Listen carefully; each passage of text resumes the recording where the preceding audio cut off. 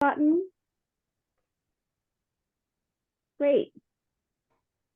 Good morning, everyone. So I'm Pragya Murphy. I'm a senior philanthropic advisor here at the Community Foundation.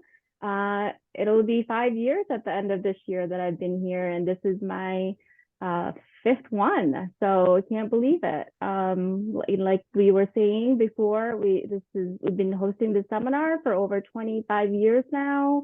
So this is very exciting. The virtual format still works, so that's great.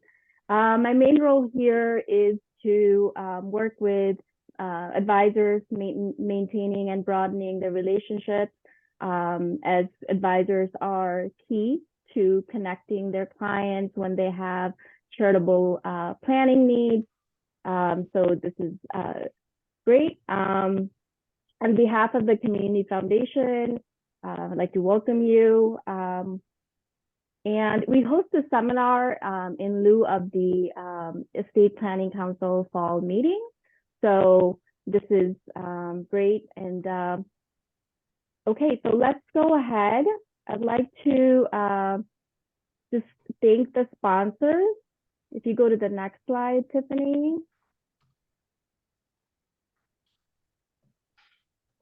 Actually, I'm sorry, go ahead to the first one. I couldn't see that. So, okay, so as you know, we do provide 2 hours of CE credit. So just some housekeeping items here.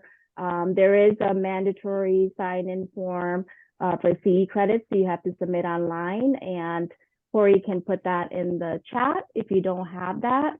For the CPE credit hours, you must enter at least 6 codes. And for the life and health insurance CE credit hours, you have to submit 4 codes. And there is no mandatory code required for CFP, as Zoom attendance report is sufficient. And please try to submit this by noon today, because it will be processing that today. And there's also an evaluation form that you can submit online and give us your feedback so we can make this better for you. And there is an insurance disclosure that was provided. So Corey, if you could put that up and please read that, that would be great. Okay, we'll go to the next slide.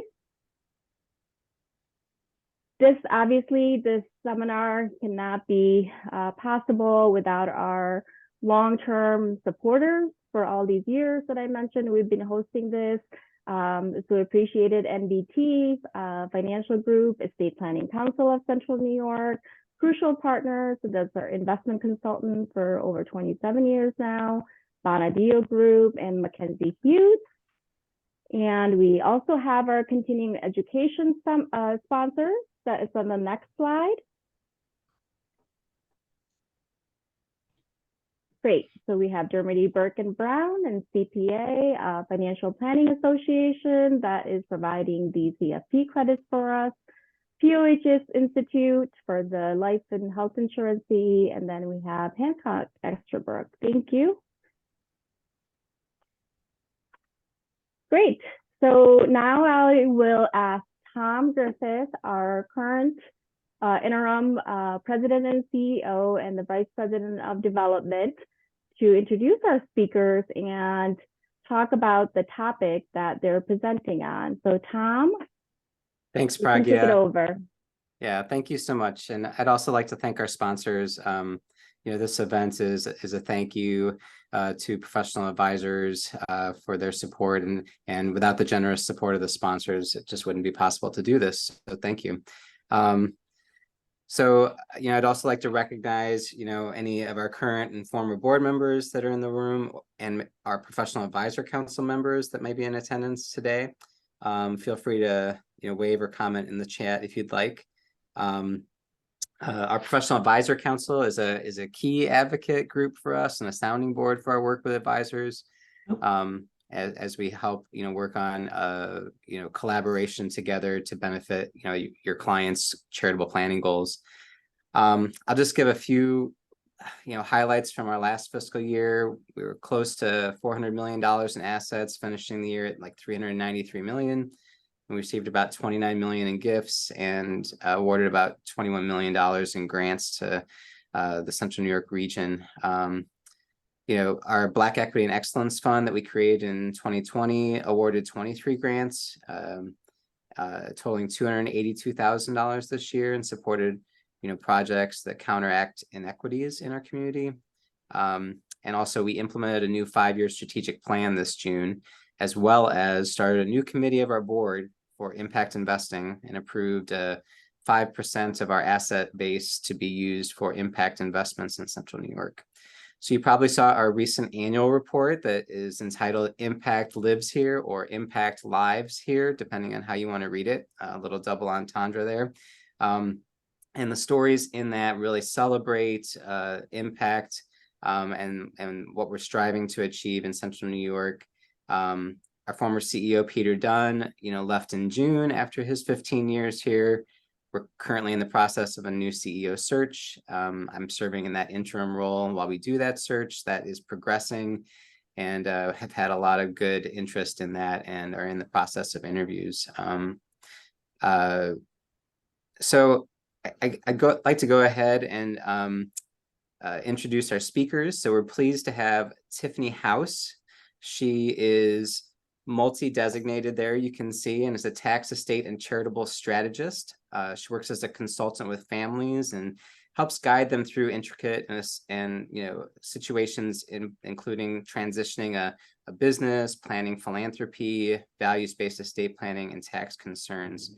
I got to see Tiffany speak at a national conference for charitable gift planners a year ago and was just so enthralled by her presentation. I just had to have her come here. I was so glad when that was able to work out.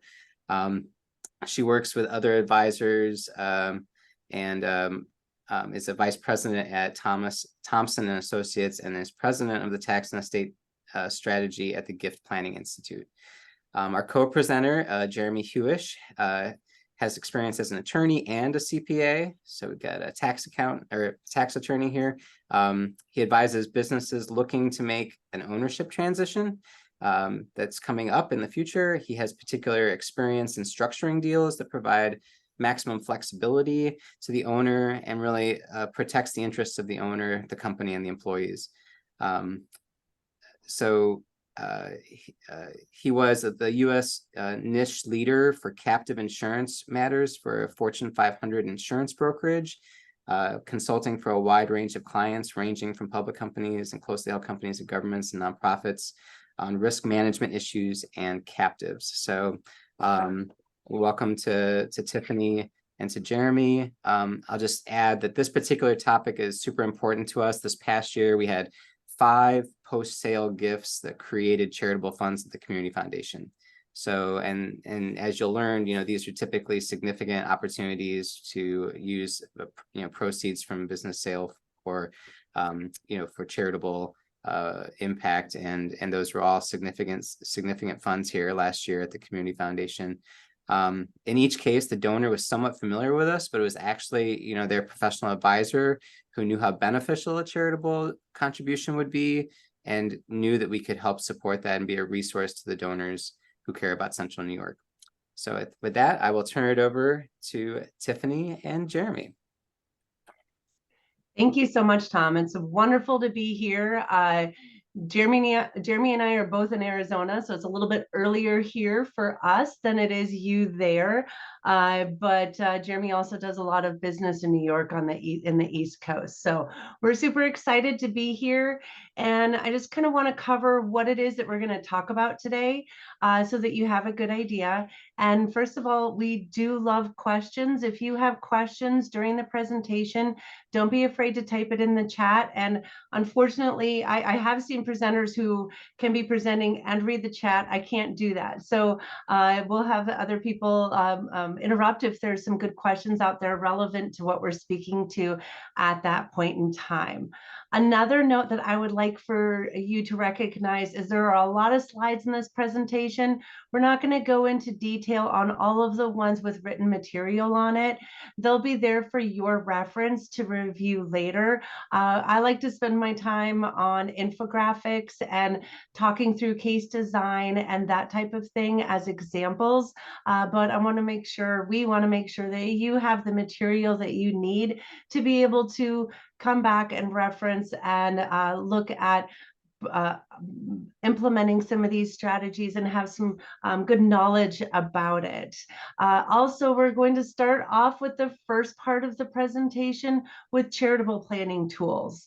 And then we're going to get into some tools that are not necessarily charitable, but it's of my belief that when you can help someone find their philanthropy or save in taxes, whether it's for a specific organization that somebody may already be working with or connected with or not, when you can help guide and save in taxes, more will come back to you in the end. So whether it's a charitable planning tool or not, a lot of these non-charitable planning tools actually provide huge community impact and do great work. So we're going to cover both of those, and know if, I believe this is all professional advisors, but if you work with a nonprofit, and also if you can help guide somebody to their passion, those funds come back anyway, even if they're not with your organization at the moment. But I love presenting to advisors.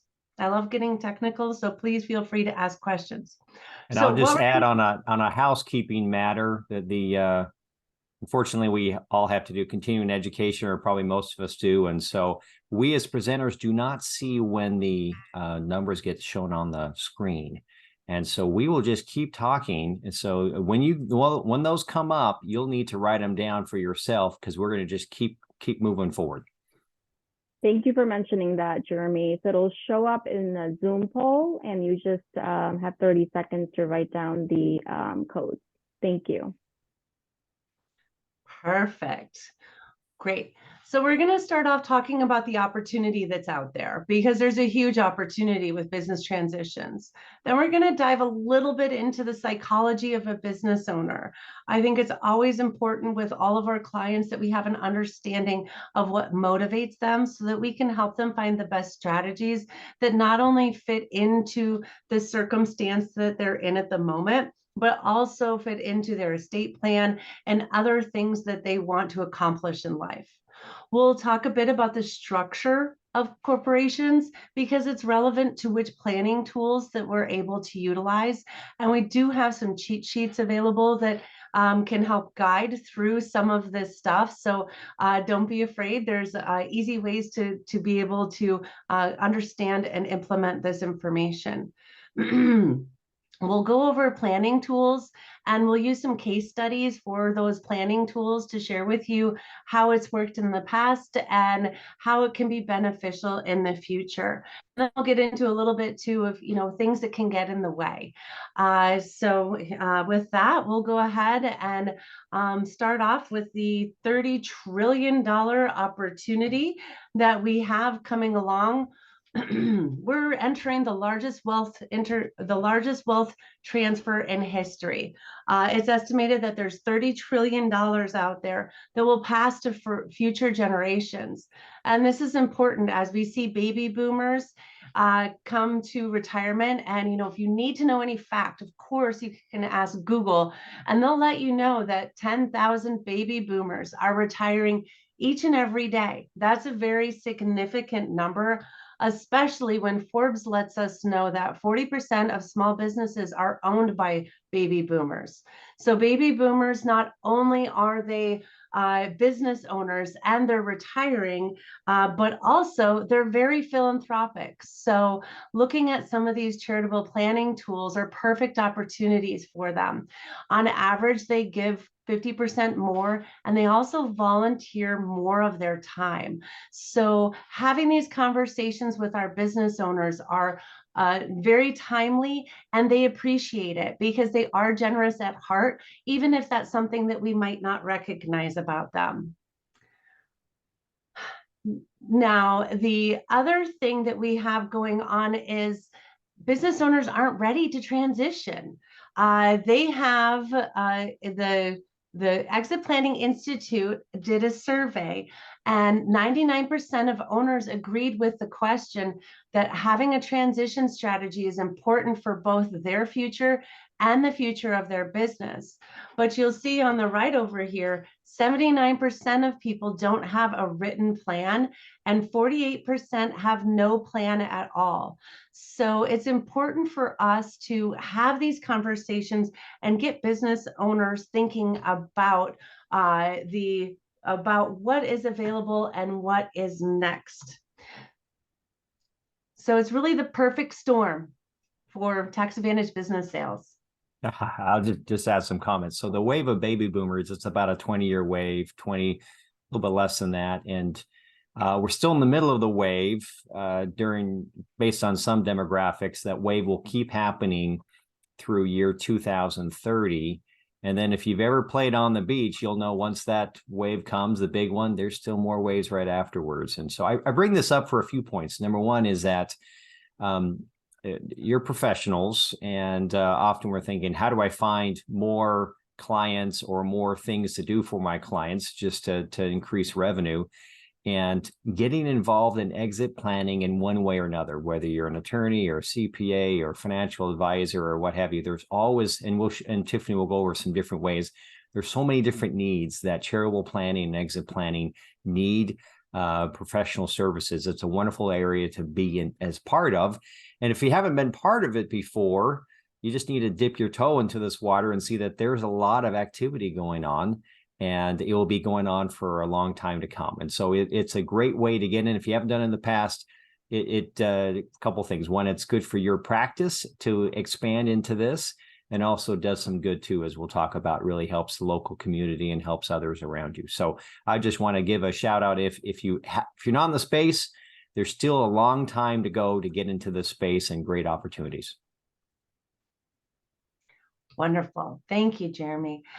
So let's dive into what the psychology of a business owner is.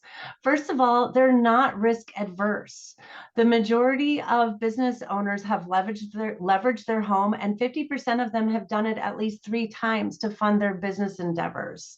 So they're very willing to gamble on themselves and their idea. We're not going to scare them by saying, you know, you've got to do this planning for your business, because if you don't, what is it going to look like if something unexpected happens? That's not what's going to get them motivated. Also, business owners spend a lot of time working in their business versus on their business. Now, this is particularly true for closely held businesses. When the owner has been active and manages, it's hard to step back and take a look at planning for the future. So this provides a great opportunity for all of us to have these conversations. And business owners don't like to be told what to do, even if they're paying for advice. And most successful business owners have been mentored at some point in their life. I believe this is the reason that they are more philanthropic, because people have given to them, and they like to give back to the community and society as well too. So to just hit on the point of that business owners don't want to be told what to do. Business owners, no matter how much they're paying you for your advice, they're not dogs. They don't want to be told what to do. And this is my puppy Oso, by the way. Instead, business owners are more like cats. And how do you get a cat to do what you want or what you think is best for them? Is you find the best spot on the wall to point the laser pointer, to have them think that it is their own idea. So when we're dealing with business owners, asking questions can be a fabulous way to get them to start taking action, rather than looking at, you know, the fear-based model, or you know, you really need to work on this. Helping them find the questions to get them to think about their business transition and taking action is one of the most productive ways to go about creating the opportunity for tax advantage business sales. And we will cover other assets in here too, because a lot of times there's real estate and other things connected with businesses. I'll just add a little practice pointer, is that often business owners don't know about these things unless their advisors bring it up. And so you're not forcing them to be charitably minded. We're just bringing up, hey, here's some ideas of things you can do. Here's how you can give back. And my experience is that business owners, they love their employees. And that's part of the reason why they're in business, is they love to have employees and take care of the employees' families and be part of this great community that they're in. And they just don't know that there's some other options out there other than selling the business and walking away. You can do a charitable gift. You can do other types of things. And so just bringing up that idea will plant the seed. Not every business owner will go that direction, but certainly more than you expect will. Awesome. And the structure of the business really does matter as to what kind of planning that we can accomplish. So Jeremy, if you want to go through what the different types are. Oh, sure. And for many of you, you may say, well, this is just real basic corporate entity decision. And I covered this 20 years ago or 30 or 40 years ago when I went to college. But you'll see in a little bit that we'll have this matrix and this cheat sheet, which has the different entities. And the fact is that probably most companies right now, most small businesses are formed as an S corporation. But some of the charitable planning and other things we're going to talk about don't work for S corps. And I've had many conversations with clients to say, I know you're an S and it's very tax efficient for some things, but you're giving up some opportunities to do some other things. And so we've moved clients to C corporations or LLCs or other types of things. And so we'll just cover this for just a couple minutes and just to lay a foundation, then we'll get into the charitable planning that we've talked about. But just as also as a reminder, once we get into the technical, if there's questions, please put them in the chat box and they'll be asked if they're relevant here. So of the 4 different types of entities, the S corporation, most common type, most are there. It is on a tax basis, can be very efficient to take out current income as both a base salary, plus they get some owner's profits gets distributed. There is an issue there, if you want to talk about it, Tiffany, with UBIT. You want to tell you, what's that all about, that UBIT issue in S Corps? You want to hit on that one? Yeah, so when we're doing charitable planning tools, we do need to be careful of UBTI. So whether it's an S Corp partnership or other things, UBTI is something that we need to think about. So just want to put that in the back of people's minds. Got it. Got it. And then a limited liability company is like a chameleon. It can be structured as an S corporation. It can be structured as a C corporation. It can be structured as a partnership. It can be structured as a disregarded entity. It has a lot of flexibility in the way it can be done, and attorneys get super excited about it.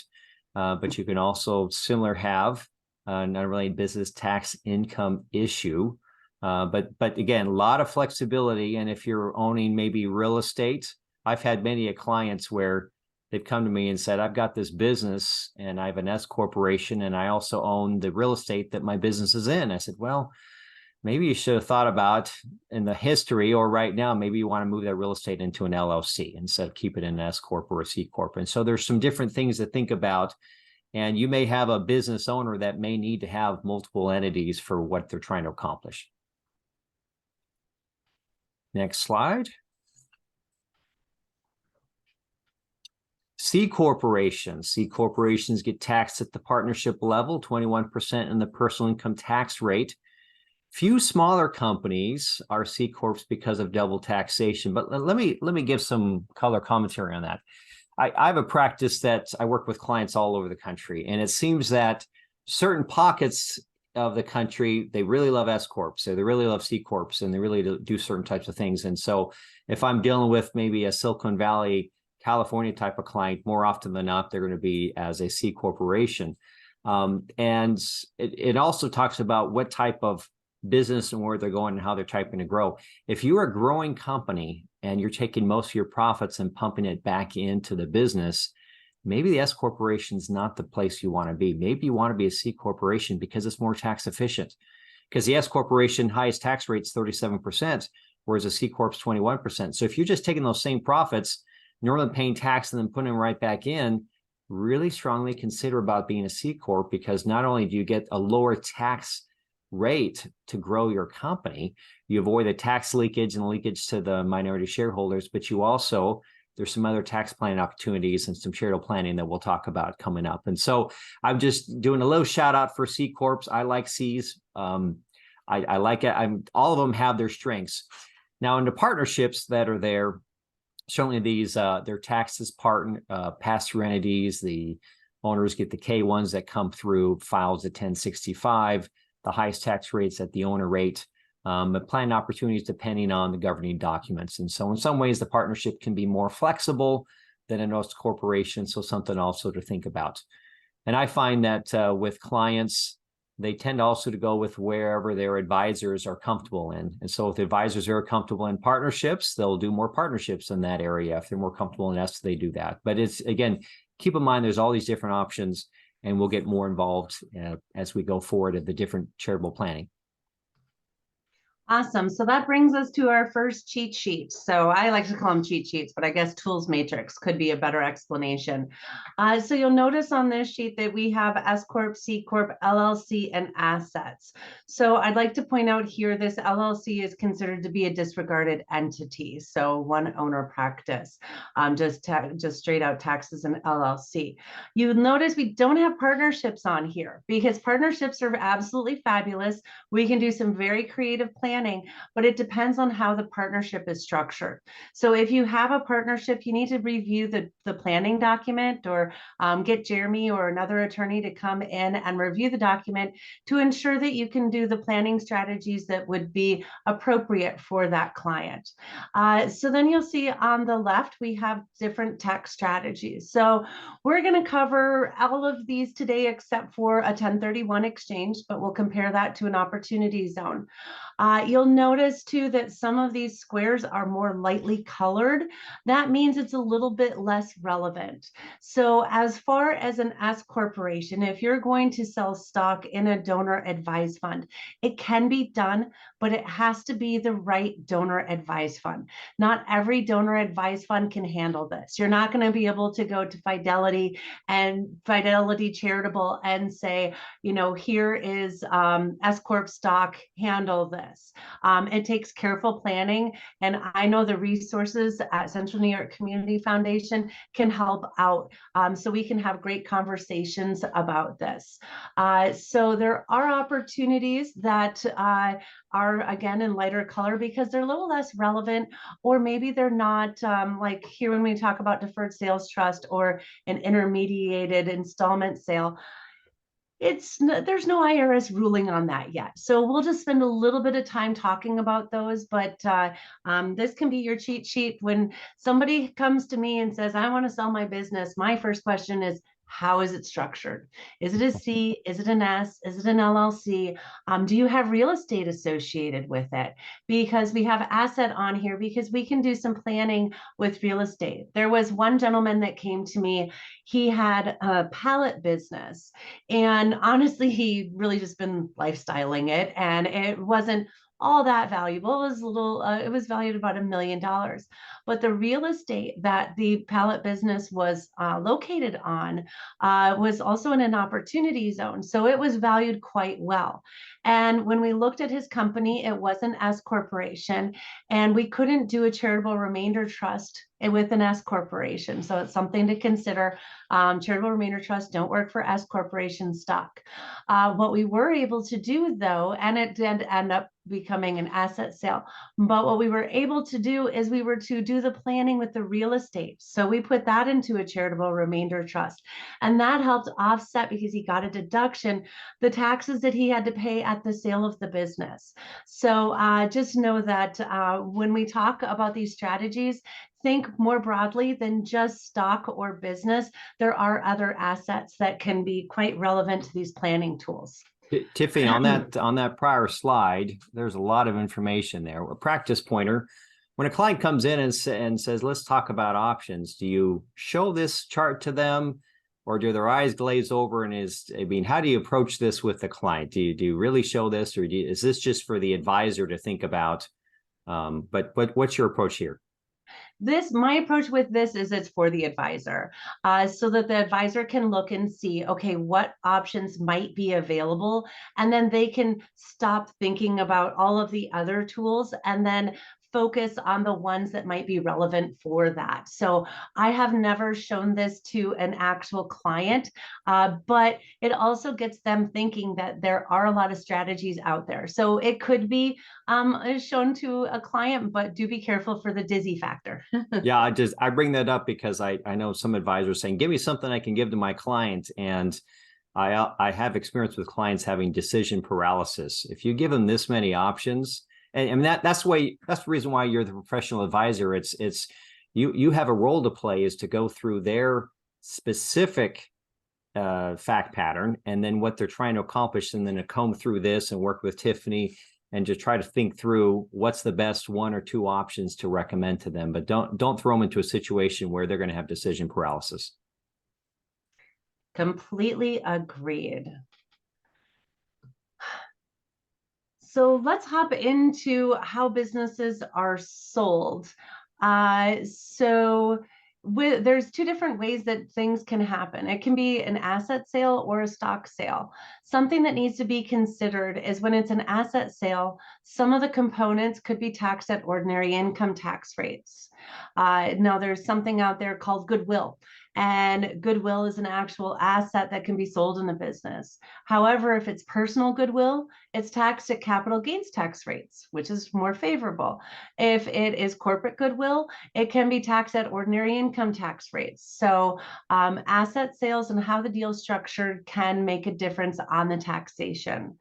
Buyers will often be the ones who structure the asset sale and say how much they want in each different asset type. And the reason that asset sales happen is because one reason is because of lingering liability. It avoids liability from past customers, vendors, employees, or things that have happened in the business, past tax returns, when you can dismantle the entity and create a new one.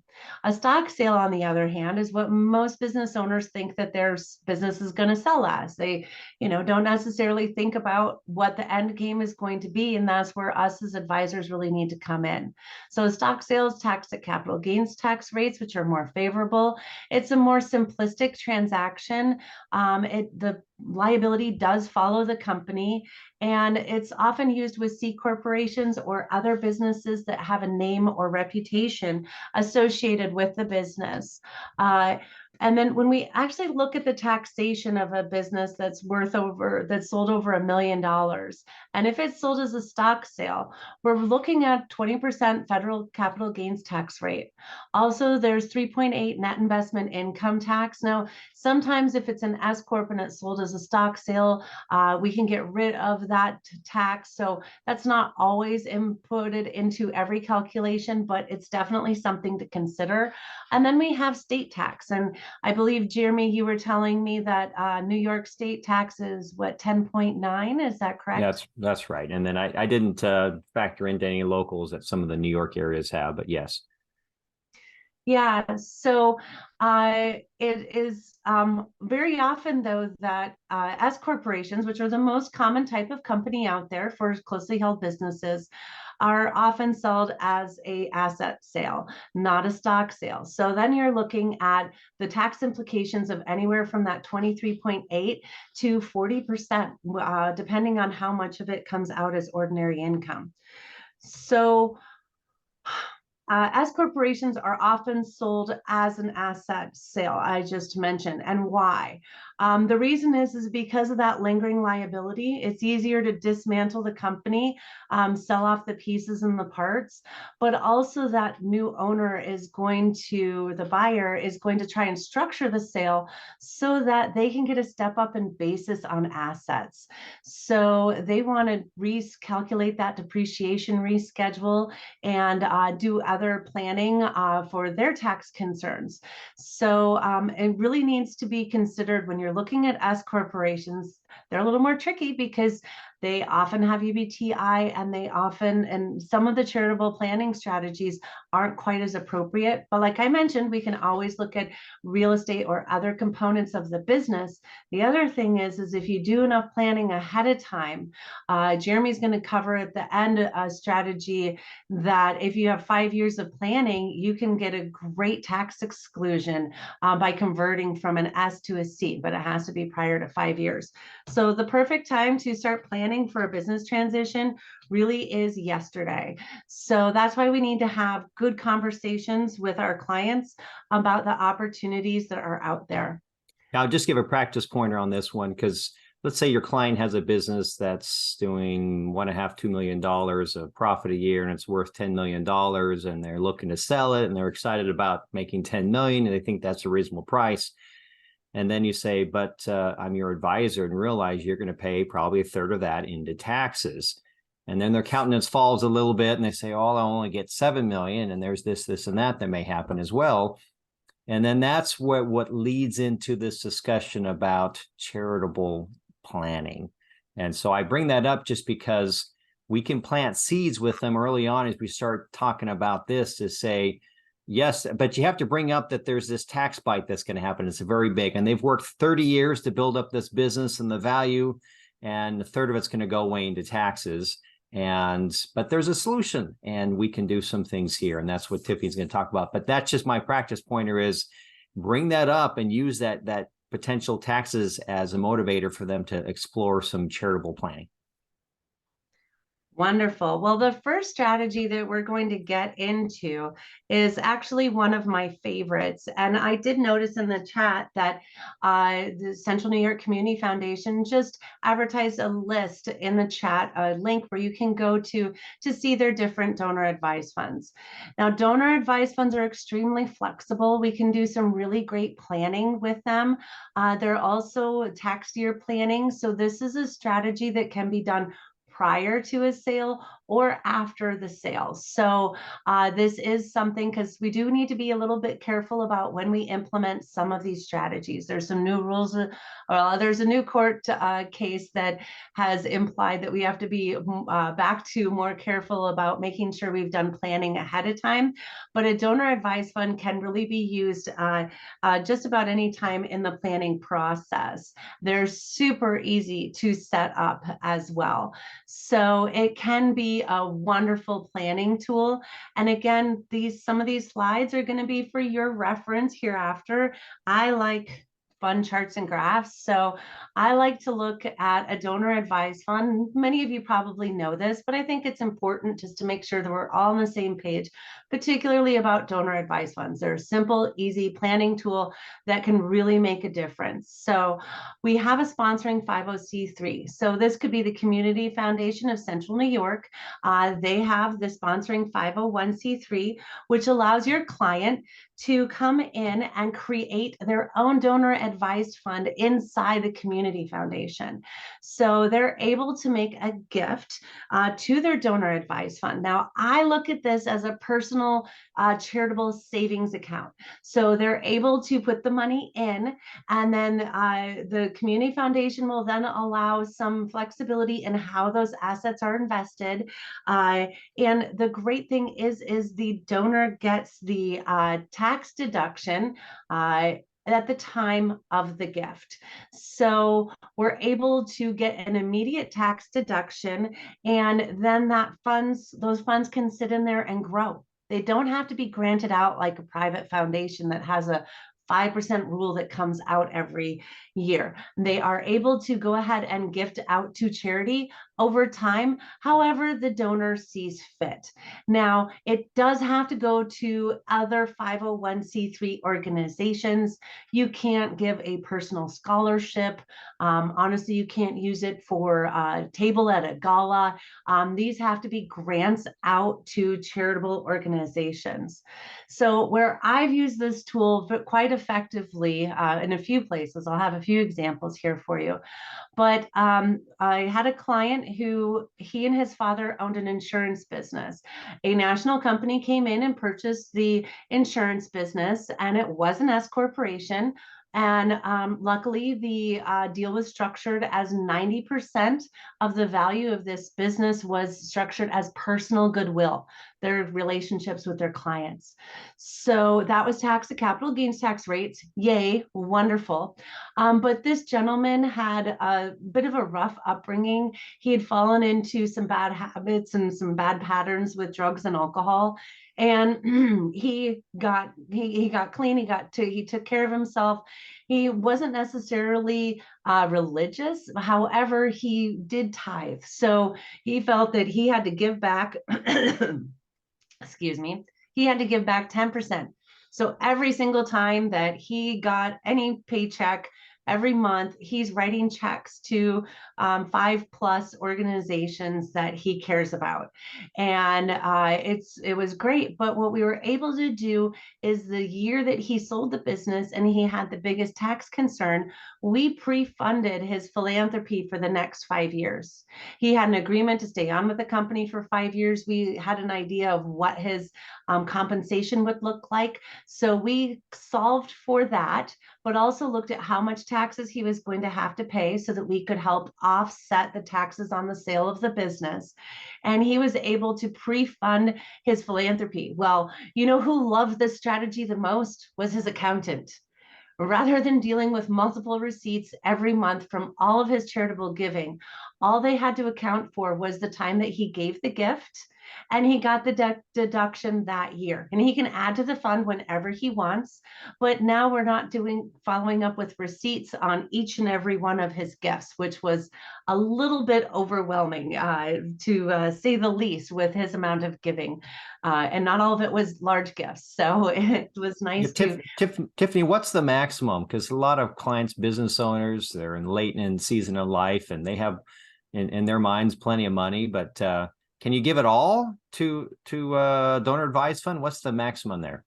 You know, you sure can. And some organizations that provide the donor advised fund might have a maximum. Pragya, is there a maximum at the Central New York Community Foundation for donor advised funds? No, we have a minimum, but we do not have a maximum right now. So. And Fabius, will you share your minimum as well?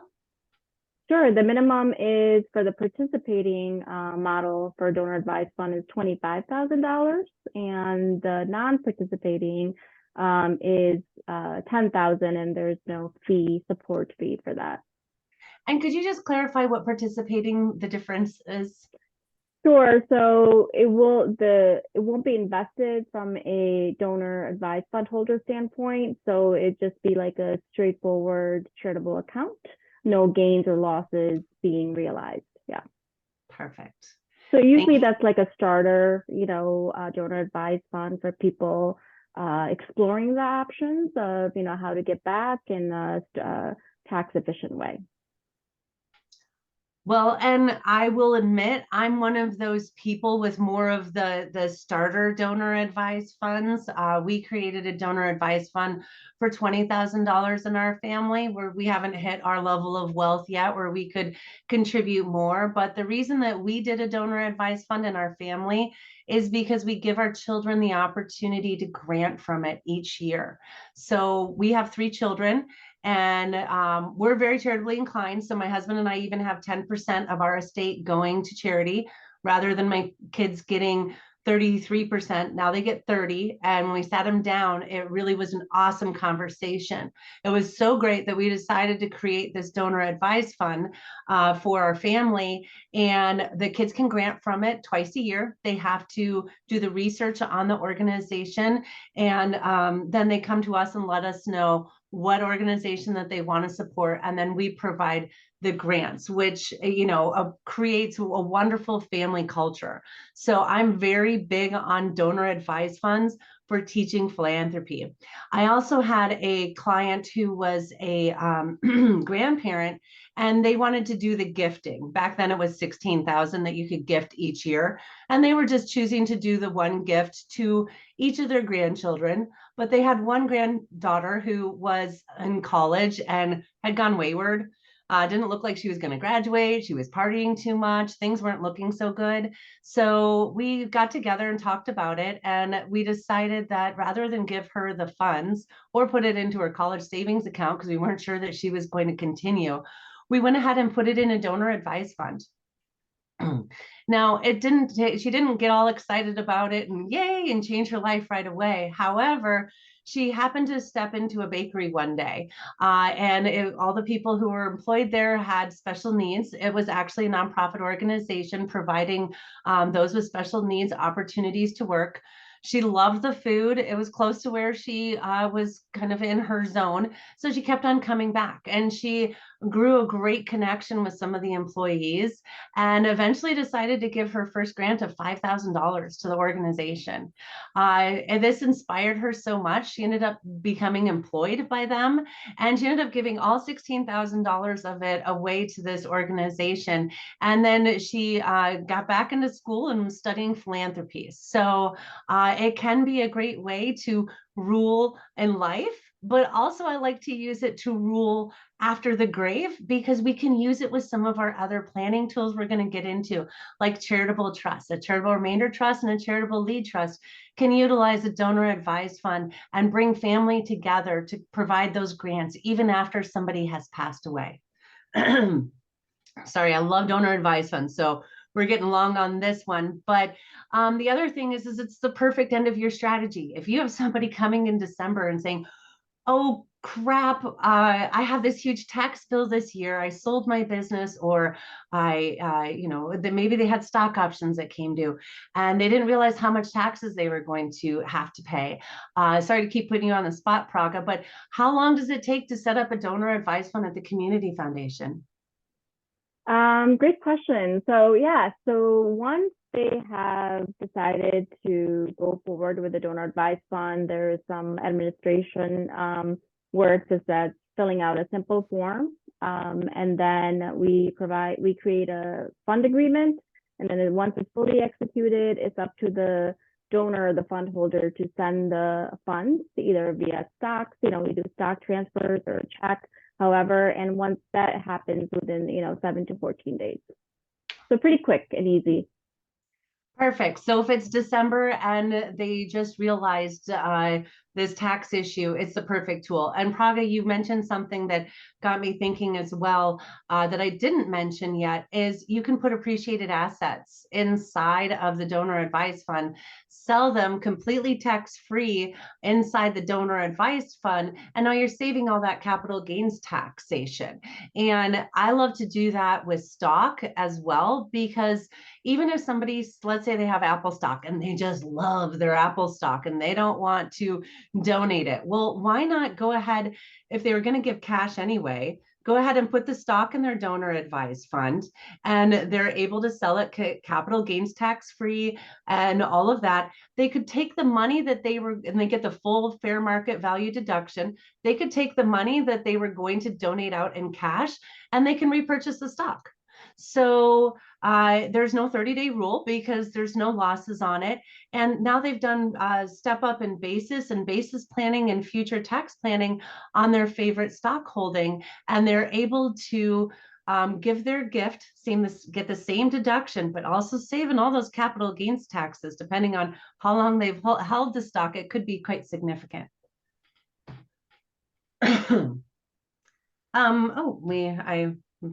Next, we're going to get into supporting organizations.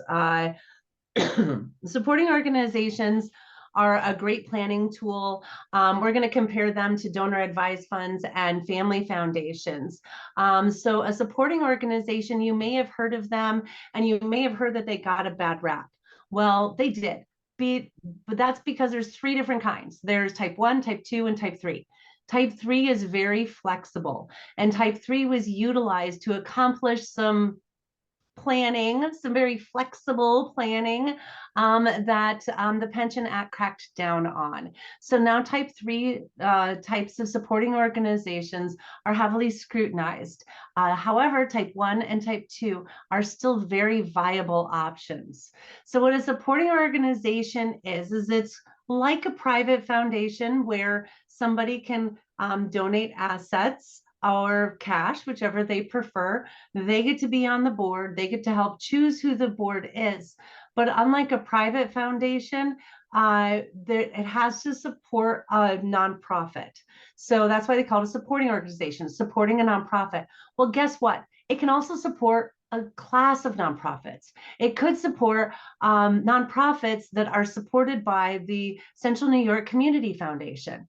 So it can be a class of nonprofits that you support. It provides good flexibility for things like S corporations, UBTI issues, and we're going to compare it to a private foundation, so I'll get into that a bit later. But it really provides a good opportunity. However, it's usually utilized for assets that are over $5 million. So let's get into a private foundation. So as many of you know, private foundations have been very popular. There's over $1.1 trillion held in private foundations right now. And, you know, that's wonderful and great. But like the type 3 supporting organization, private foundations have been heavily scrutinized because of self-dealing rules, where people have opened these types of strategies, these types of trusts, to be able to accomplish maybe some iffy charitable planning in the past. And so now they're very heavily scrutinized. So let's compare. We just talked about supporting organizations and donor advised funds. So let's compare the three. So with a private foundation, supporting organization, we're looking at type 1 only, and donor advised fund. So all of them are a tax exempt entity, and all growth inside of them are tax exempt. The deduction that you're able to accomplish with a private foundation, you'll see in these first three, if you're going to give cash, you only get a 30% adjusted limit on your adjusted gross income. So if you're $1 million, make $1 million that year, you can only put in 300,000 cash. Well, who wants to put cash in these tools? Because as we mentioned, we can save on income, we can save on capital gains taxes when we put assets inside of them. So assets are usually more of what we're going to try and fund these tools with. But you'll see on cash, both a supporting organization and a donor advised fund, the adjusted gross income limits 60%. So that would be 600,000 on $1 million of income that year. If it's public stock, we go down to 20% of adjusted gross income versus 50 and 50. And if it's a long-term capital gains asset, you're looking at basis when you put it inside of a private foundation. So when I do this type of planning, it's almost always with assets that have some type of gain in them. So that's why I see private foundations as not being a tool that I recommend these days. You'll notice that you do have the board flexibility with support with a private foundation and a supporting organization, or a donor advised fund. You're relying on the supporting charity, so the community foundation. Some other components to look at that I like, and you can refer to this later to see what is some of the differences between, but these self-dealing rules and filing requirements, private foundations are most heavily scrutinized. Supporting organizations are somewhat, and for donor advised funds, they're really not heavily looked at. The 501c3 that's supporting it is the one that, if there was something fishy going on, that would be looked at. Also, private foundations require 5% to come out each year, but that can go to pay your board and take expensive board retreats. Donor advised funds are growing in huge amount. A lot of people are transferring their private foundation to a donor advised fund so that they can get anonymity. My own donor advised fund is called Giving Makes You Happy. So nobody has to know that it was our family who accomplished it. Yeah, Tiffany, let me ask, let's say I want to put money into one of these things. Can I, as part of my charitable gifting, provide a scholarship to my children? I mean, how much self-dealing can you do on those options? So with a private foundation, you can take a look at doing that. I would definitely have some advice on that, but that is something that could happen or has happened in the past, where with a private foundation, you could have more flexibility in providing scholarships and that type of thing. With a supporting organization, it has to support a 501c3. So no, you wouldn't be able to do that. Also, a donor advised fund, nope, no scholarships out of that. Only grant to organizations that would provide scholarships. So where a supporting organization and donor advised fund are more attractive. I mentioned the adjusted gross income limits of what we're able to give and get the deduction for are higher. It's much better for gifting of assets, which I'm a huge proponent of. People who want to give cash, great, but that's their small bucket. Let's look at assets that have gains built in that we can do some additional tax savings on. There's no minimum distribution, no self-dealing rules and regulations, and I mentioned a donor advised fund can provide anonymity. When does a private foundation make sense? And sorry if I'm a little cynical on this, but for me, it makes sense when you want to pay your board members, or so have your children be on your board and give them a salary and take really expensive board retreats. That's wonderful. Or if you do, like Jeremy said, if you want to go ahead and provide scholarships or other grants to organizations or people who are not nonprofits, the double negative there. So private foundations aren't really as relevant as they once were. Next, we're going to hop into my favorite topic, charitable trusts. I think some people take a look at charitable trusts and see it as complex. When do we utilize different charitable trusts? Well, we're going to talk about 3, kind of 4 today. And there's the charitable remainder trust, which is something. So what I do is, what is the person's problem? What's their tax issue? So I first ask them, what's your tax issue? Is it a capital gains tax issue? Is it an income tax issue? Or do they have an estate tax issue? So the way to tell the difference between the types of trusts is the tax issues. Charitable remainder trust, you're going to utilize for a capital gains tax issue. It does provide you income tax and estate tax benefits as well. Grantor charitable lead trust is for income tax issues, and a straight out charitable lead trust is for estate tax issues. Now, these trusts have been in place since 1969, and I consider them to be the Swiss Army knife of planning because they can be very flexible. Sometimes with that flexibility, people think they're complex, but of course, then what are we going to do? Give you another tools matrix. So this is looking at different types of trusts. On the left, we have the different types of trusts. I included donor advised fund and supporting organizations because they can be set up as a trust. I also included down here pooled income funds, which I do not talk about. We do not talk about in this presentation today. So pooled income funds are very attractive this year. They're the way that they formulate their deduction. If it's a brand new pooled income fund, you can get a great deduction this year, but not next year. So if people have some planning that they want to do this year, it could be a tool to look at. But because it's not going to be in much favor next year, I'm not going to spend any time on it. But here you can see the tax savings. Is it a capital gains tax issue, income tax issue, or estate tax issue? Along the top 2, who can be the trustee? Who's in control? Who's driving the ship? And when I do say that it's the donor, it could be someone else too. But a lot of times I experience business owners as wanting to be driving their ship. Is it a tax exempt trust? When do you have to plan for it?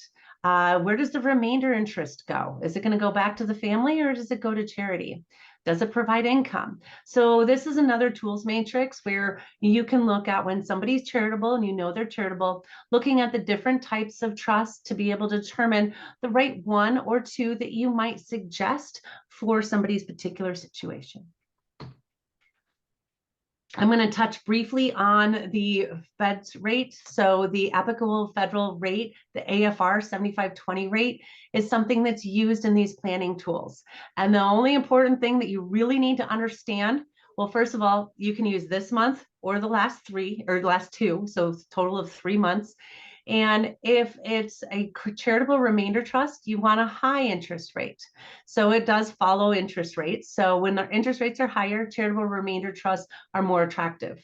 When interest rates are lower, charitable lead trusts and grantor charitable lead trusts are more attractive. Just to throw that in there for you. So we're going to hop into charitable remainder trusts. Have you ever heard that guy scream at you over the TV about what stocks you should buy? Jim Cramer from Mad Money. When he discloses what his stock portfolio is invested in, he'll disclose that it's held by the Jim Cramer Charitable Remainder Trust. So just sharing that with you, that this isn't a tool that is far out there. We're going to get into a little bit of the overview, just kind of to share. We have what I consider an apple tree, and the donor can be the trustee. And they can nurture the tree, they can fertilize it, they can be the, as I mentioned, the trustee, and they're able to get the income, the apples, for their lifetime. Then after their lifetime or term of years, the tree then goes to charity. So the charity gets the remainder interest, where you'll notice here it says for their term of life or term of years. I recently did a plan for a dermatology practice. Private equity company came in and purchased them 5 years prior, and the original owner maintained some of the stock. Then another private equity came in and purchased it again, and they already had enough money to live on. But when I sat down with this couple, they had two main priorities. One, they did not want to pay taxes, and two, they had a son who was an attorney that was not in their favor. There was something with the grandson they called Shoegate. The kid was a runner, and I won't get into the details. And this son didn't get invited to Christmas, Thanksgiving, or anything else. But this couple didn't want to leave them outside of their estate, leave him outside of their estate plan, because they were concerned about him suing his brothers after they had passed. So what we were able to do is we did a charitable remainder trust for them that provided them lifetime income. And then at the end of the term, or at the end of their life, we put a term of 20 years on only for their two favorite sons. So we are able to accomplish some estate planning and family planning in some of these strategies. Tiffany, I just want to just highlight one of the comments that came through that Thomas wrote, is that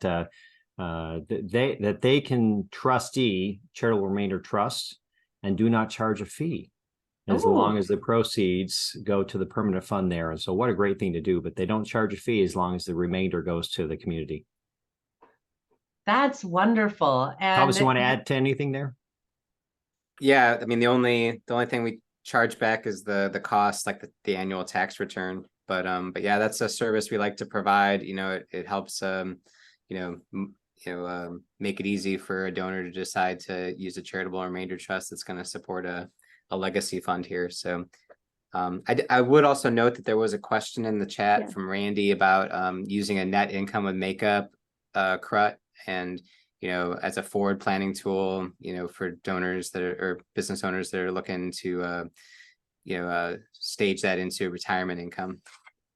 So. Yeah, certainly. Now with the charitable remainder trust and the other, charitable remainder trust to me is the most flexible. You can do things like net investment, and you can do a makeup provision inside there. What that allows you to do is not take income in the beginning and then go ahead and turn income on, but make up for all those years that you did not take the income. You can also do a flip charitable remainder trust, where if you put something in there like real estate that is not an asset that can provide out the income that you want to accomplish, you can not have income turn on until there is a flip or some provision inside the trust that allows the income to be turned on. So there's great flexibility in planning for your clients to determine what it is that they want to accomplish. Now, I will say this is the one charitable planning tool that you do not have to be charitable to be able to utilize, and I'll show you why. So let's go through the numbers. So let's take a $2 million business sale, and we're going to, when I do my planning, except for that dermatologist practice, because it was the second portion of the sale, we did the majority of the funds inside the charitable remainder trust, so they didn't have to pay taxes. But often, and they had other tax liability that we could use to offset, but often I'll only use half or less of an asset when utilizing a charitable remainder trust. So let's cut this one in half. We're going to allocate $1 million towards the charitable remainder trust. We go ahead and title that into the charitable remainder trust. And when we sell the asset in this tax exempt trust, we pay no taxes. So that provides us a tax savings of $288,000 on this million. Where do I get that number? We're looking at 20% federal capital gains tax rate, our 3.8 net investment income tax, and I put in 5% for state tax. You New Yorkers add another 5% on there. And so you're looking at over 300,000 of tax savings potentially utilizing this trust. So because we're after death second in this circumstance, we're going to go ahead and give the remainder interest. We're going to give the apple tree to charity and our donor advised fund. When I do these, I always throw a donor advised fund in so that we keep the family coming together to plan on, to give them the power of philanthropy and teach their children, which would be the grandchildren, about philanthropy. So charity is going to win with receiving the remainder. Because of that future gift, we get an income tax deduction today for that future gift. Now, this couple wanted to take income at 6% each year. So we went ahead and gave them 6% of income that calculated out to be a lifetime income for their life expectancy of $2 million. This sounded great, but looking at that 1.3 going to charity, this couple said, wait a minute, we love our kids. We get that the other $1 million is going to go to them, but whatever's left of it, but we don't want to disinherit our kids. They're great. We love them. So we went ahead and purchased a life insurance policy, did a 10-pay on these two 65-year-olds that cost them $300,000. And yes, they were in preferred health. If the life insurance policy doesn't work, you could add a term of years like we did with the dermatology practice and then provide income to heirs. So their lifetime income went down to 1.7 million after life insurance premiums. The kids get $1 million. And let's look at that income tax deduction. So we had the $275,000 deduction. What does that look like at a 40% tax bracket? That's more like $110,000 back in their pocket. So when we add up our tax savings, not our deductions, our savings, it's almost $400,000 of savings accomplished using a charitable remainder trust. We can utilize that to offset the taxes on the other part of the sale. So I like to compare. Let's take a look at this compared to selling it without a charitable trust. So we sell it, we pay the capital gains taxes. We have 712 working for us. That gives us our 6% distribution of only 1.25 of lifetime income. The kids get some money, charity gets nothing, and the IRS wins. So let's compare the two strategies. So on the left, we have the sale with no trust. On the right, we have using a charitable remainder trust. So lifetime income goes from 1.25 to 1.7 after life insurance premiums. Inheritance goes up from 850,000 to $1 million. Charity does great, or their donor advised fund. Income tax savings. So we had that $275,000 deduction. We said in a 40% tax bracket, that's 110 back in their pocket. Let's invest that over their same life expectancy. That gives us over $800,000. So when we look at the comparison of utilizing the strategy, it's a $2.7 million benefit. And I'll have people come to me and say, those that aren't charitable say, well, charity wins with 1.3 million coming to them. Okay, yeah, great. But family won with 1.4 coming to them, 1.4 million coming to them. And the other thing where this blows up, where it doesn't work, is when somebody dies young. But I know Praga and Tom can share, those people who give live longer. So when somebody gives, they're happier, they're more inspired in life, and their life expectancy goes up. If anybody's ever done a charitable gift annuity, you know that those people live the longest out of anyone. So that would be a concern. But if there was a health concern, you could always add a term of years. I'm going to just run through this for time's sake. It's the same example, but just putting out there different advisors and where they fit into this circumstance.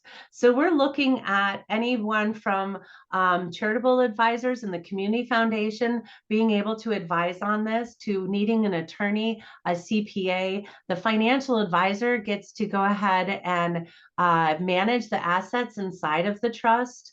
And They're also able to manage the lifetime income. So this is a win-win-win for all of the professional advisors on the call today, where there are components of this trust that will allow you to do some good planning for your clients. I'm going to kind of skip through these next slides as a way.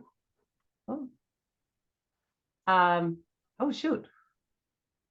My apologies. Something happened to my system, and I will get this slideshow back up.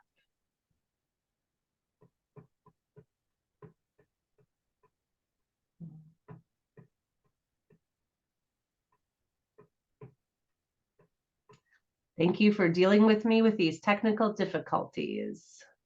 At least we didn't have a national test of the emergency broadcast system during the. We made sure of that.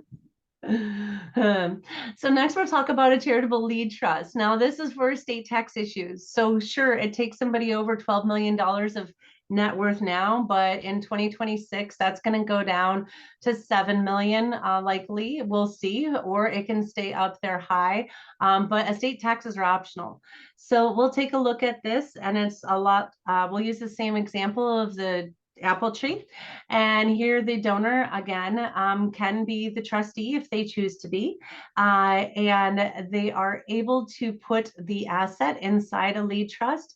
They give the apples or the income to charity, and then they can give it to their heirs at the end of the term. So let's run into an example for this. We have, we'll take $10 million. I get that's a big number, but we're looking over their state tax exemption. And we're going to put it into a lead trust. And I consider a lead trust kind of like saran wrap. It comes around the asset. So if this is a stock portfolio, you just allocate it into the trust, you keep it invested in the same stock portfolio, and you put the trust around it. Now, after the end of the trust, they're going to get the asset given to their next generation, plus or minus any growth.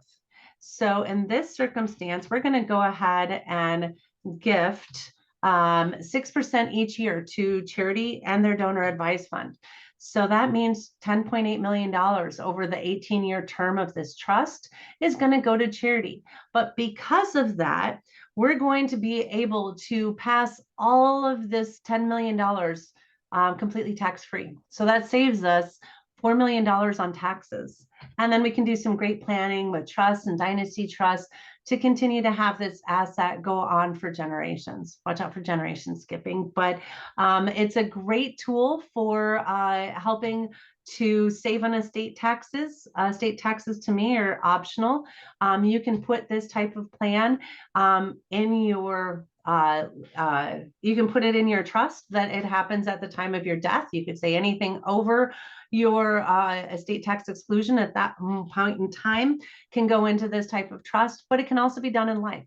So it's a way for people to see their money go to charity and know that they get to pass it on to the next generation tax-free. A grantor charitable lead trust is a very similar concept. So we're not going to go into the apple tree example because it's the same, but here you don't have to use as large of numbers. We're going to use 800,000 for this charitable lead trust, a grantor style charitable lead trust. The donor gets to put the asset in, again, put the wrapper of the trust in it. And you'll see here we chose a term of 10 years for this trust. So at the end of the trust, they're going to go ahead and get the asset back plus or minus any growth. And to accomplish this, they have to give something to charity. So we gave 5% to their donor advised fund. So that's $400,000 over the lifetime of 10 years for this trust.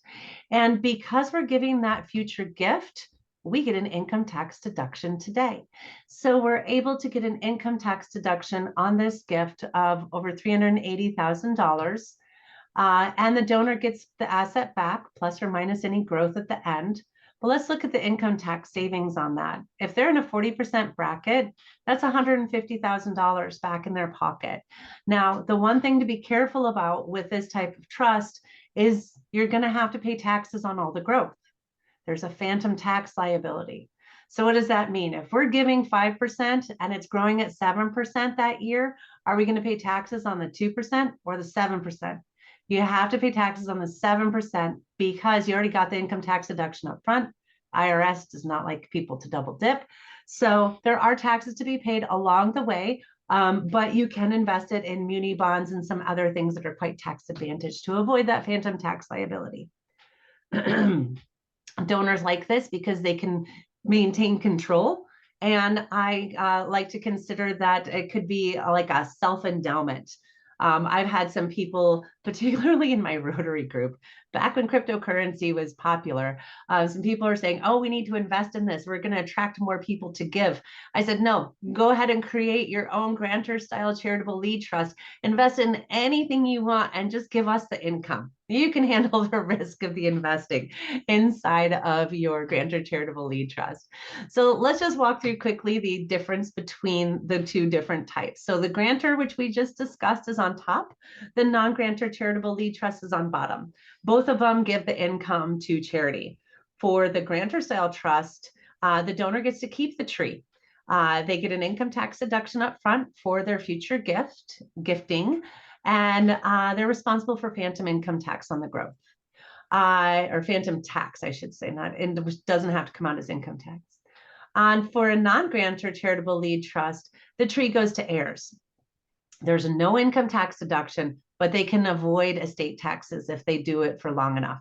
Jackie Onassis Kennedy accomplished this, and her kids ended up giving it back. Oops, sorry. My mouse was playing tricks on me. The one thing to consider for a non-grantor lead trust, there's no adjusted gross income. You can do this with $10 million now or at death or what have you. With a grantor style charitable lead trust, your adjusted gross income limit is 30%. There's also something called a superclat that combines the two of them. We're not going to get into that today. So let's hop into a tool that is a little iffy. Now, this is I bring up because some people could utilize it, but we have to be careful in this type of planning. So just with that out there, I don't like to be on the fringes of the tax code very much. This could be considered slightly there, but if you have the right people working on it and doing it, it can be a good tool. So here we take C Corp business stock and we go ahead and give that to charity.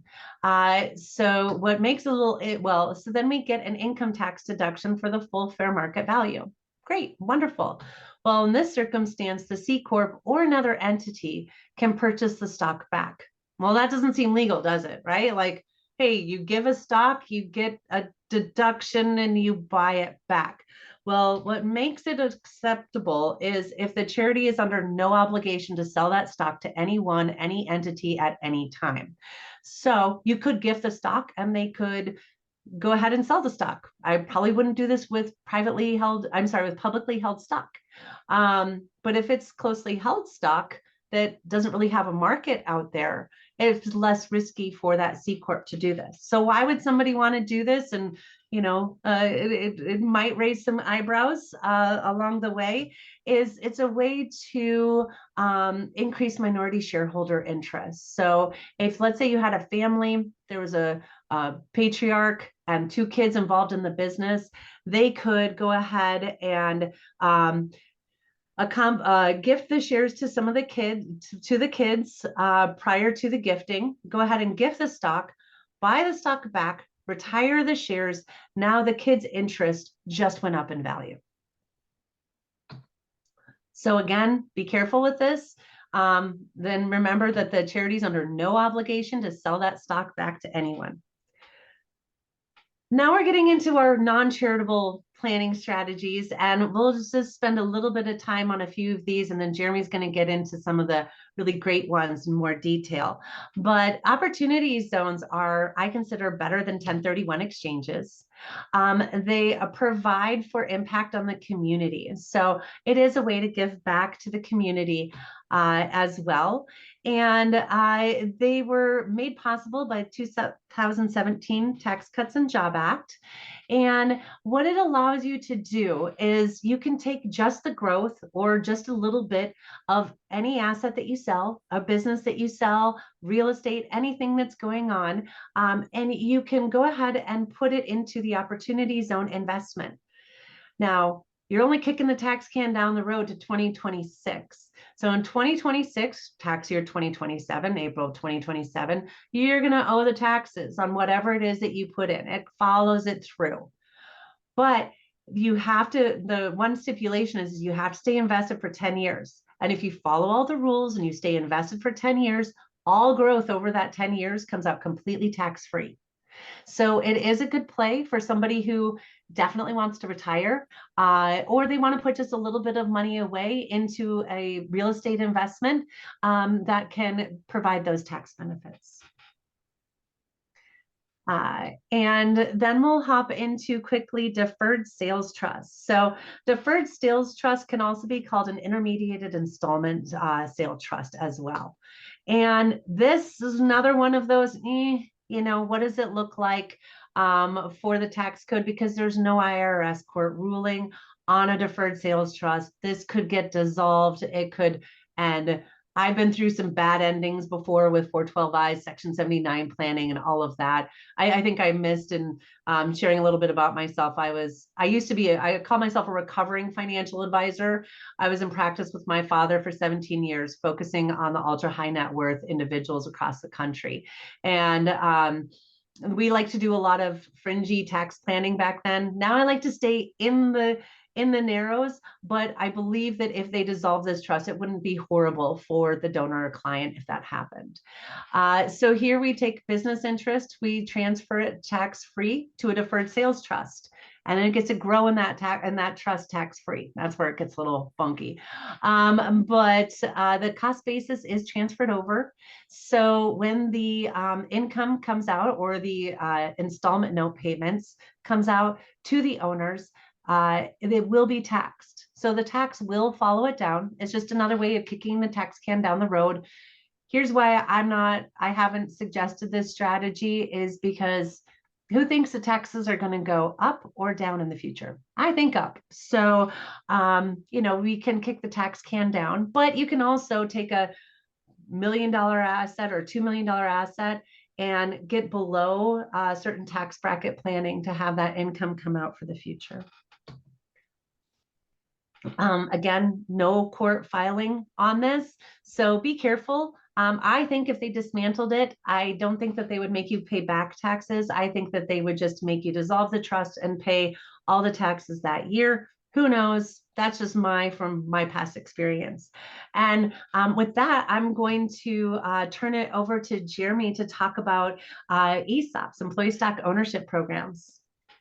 Thanks for that, Tiffany. And we've been talking a lot about selling your business, but who you sell the business to does matter. Just a quick couple of data points. The average employee retention when you sell to a private equity, about 13% of those employees will be laid off within the first year.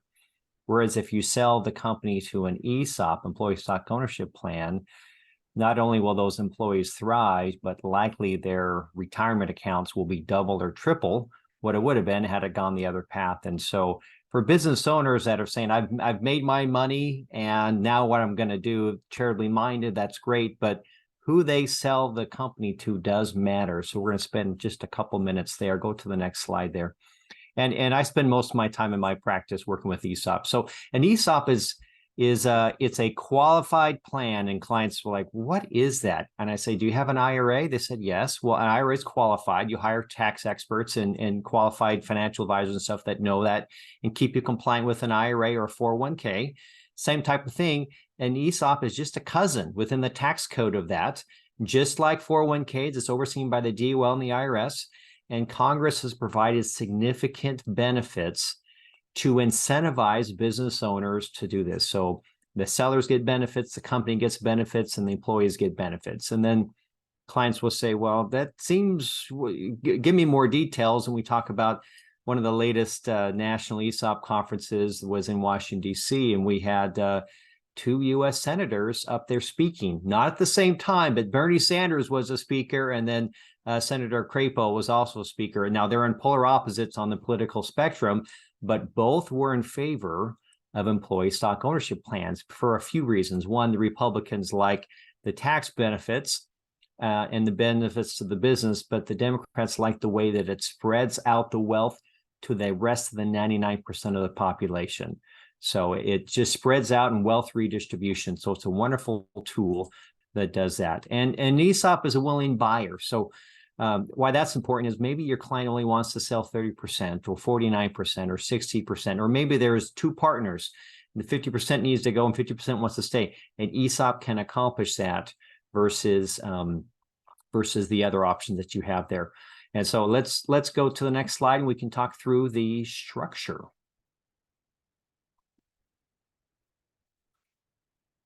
So there's moving parts here, but let me go through it.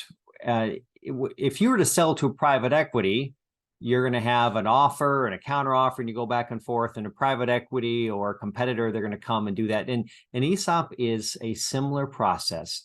So we form this thing called an ESOP plan and a trust. That's the bottom right.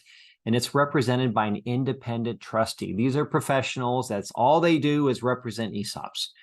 And that trustee will hire their own attorney and their own business appraiser. And then me and my team will represent the selling owner of the company, and we want to negotiate a deal. And so we do an offer and a counter offer. And there's been abuse in ESOPs,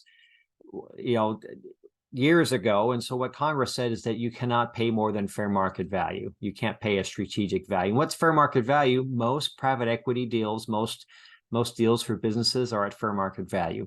So I set the expectation with the client to say, you're going to be able to get what the market is. You can't get above the market with an ESOP. We can't just pick a price, but we're going to be able to negotiate you somewhere wherever that fair market value price is. And so we do an offer and counter offer, and we go back and forth and negotiate. Sometimes they're tough negotiations, but we negotiate both the selling price and all the other terms.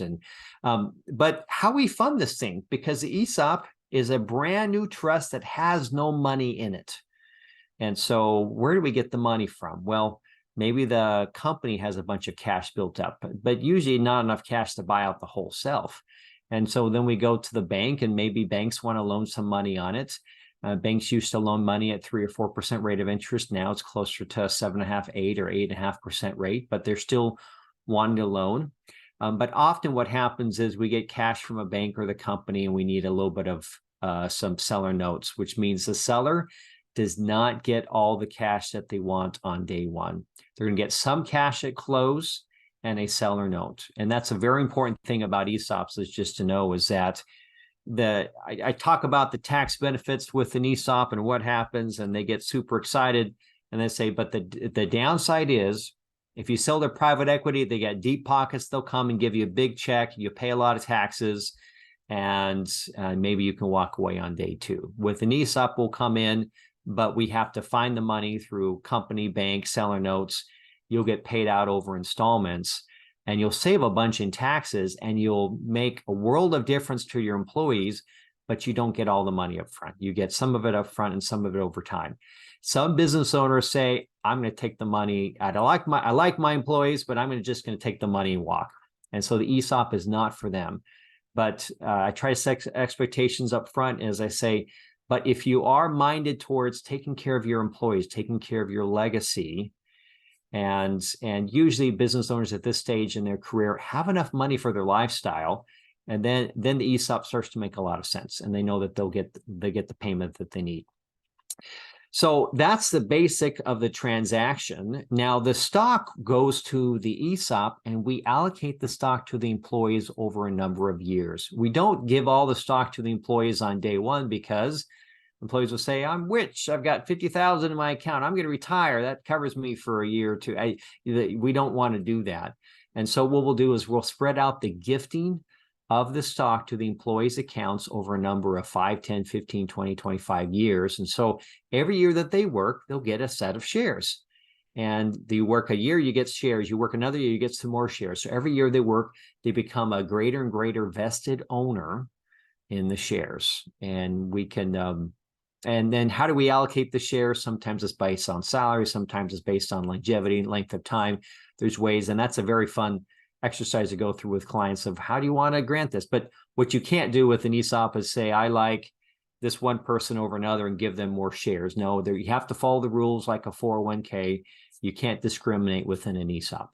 But again, there's ways you can benefit the employees through here.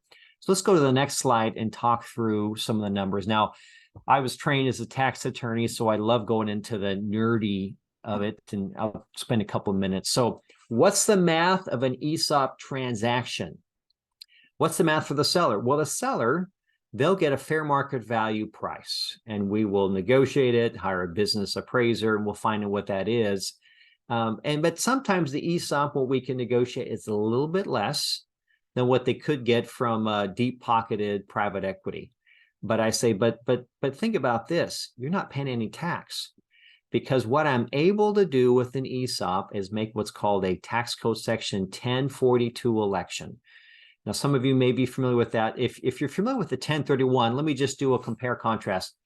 A 1031 is a real estate rollover, where if you sell a piece of real estate and roll over within 60 days, the purchase price and the debt to another piece of real estate, and buy that, then you just carried over the gain and you've never paid tax. And if you hold that second piece of real estate until death, you get a step up in basis of debt, the gain goes away, the taxable gain, you've never paid tax on that real estate.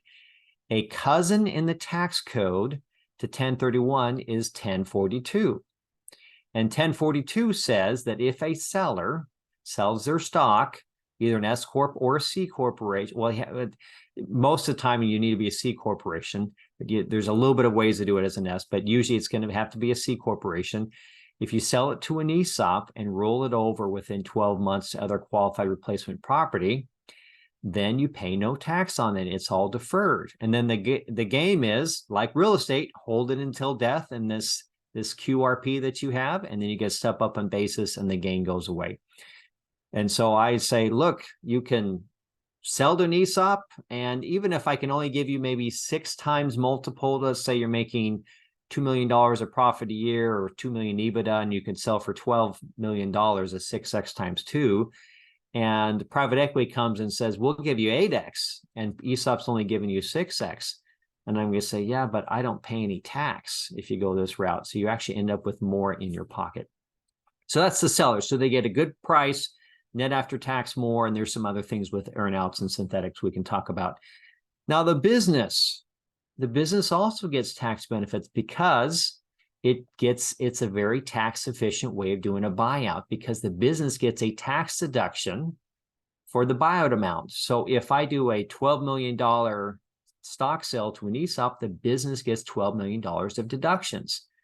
And those deductions get used over the pace of paying off that loan. And so we can run as a business at either tax-free or nearly tax-free status by doing that. And if we eventually become an ESOP become an S corporation that's 100% owned by an ESOP, then the company becomes a 100% tax-free entity. So it no longer pays any federal or state income tax. And now you still will pay employment taxes and property taxes and sales taxes, but the income tax burden goes away.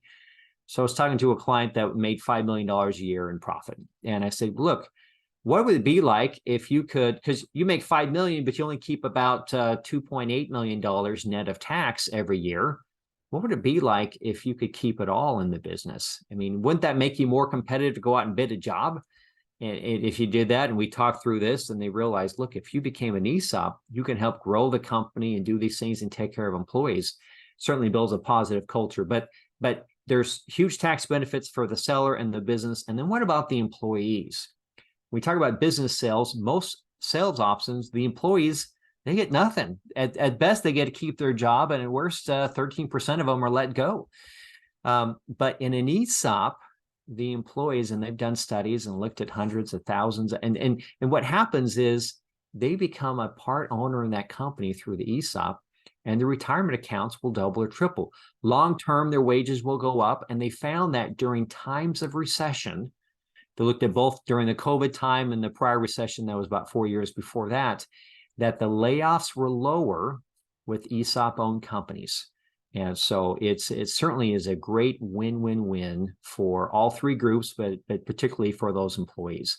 And what does it cost for the employees? It costs them nothing. So usually what happens is we keep this ESOP idea confidential. The employees, other than some of the key leadership, knows that this is happening. And then after the deal is done, we throw a big party, we have balloons, we have food, we say congratulations to all the newest owners of this company, we sold the company to this thing called an ESOP. And let me tell you what happened. And they get suspect. They're like, what do I have to sign something? Do I have to take out a loan? I say, no, it costs you nothing. Every year that you work, you get shares for free.